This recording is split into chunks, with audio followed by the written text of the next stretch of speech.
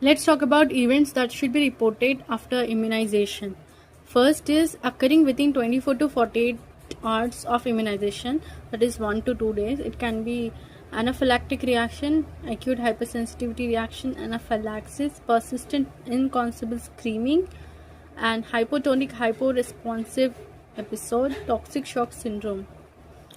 Occurring within 7 days of immunization, within 1 week if something is occurring like severe local reaction, sepsis, and abscession at the site of injection, if there is abscess formation, it can be bacterial or sterile. Have to report it. Okay. Occurring within 14 days of immunization, 2 weeks, seizures including febrile seizures. It's 12 days for measles, MMR, and 0 to 2 days for DTP, diphtheria, tetanus, pertussis. Encephalopathy 6 to 12 days for measles, MMR, 0 to 2 days for DTP.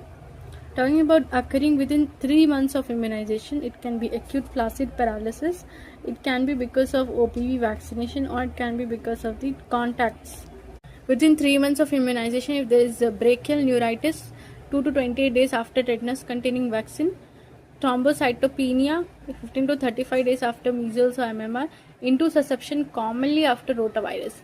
After giving rotavirus vaccine, if there is after 3 months or within 3 months if there is intussusception, then it is because of rotavirus vaccine.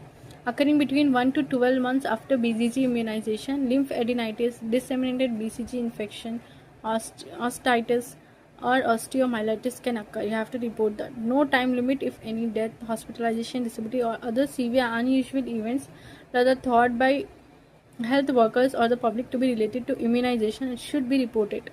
Once the report has been received, an assessment should be done to determine whether or not to investigation is needed.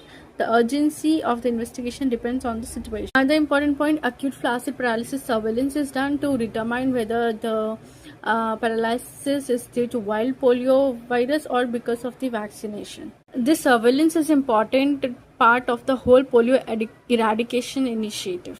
It is to verify that the virus has been eradicated, and surveillance identifies new cases and detects importation of wild polio virus.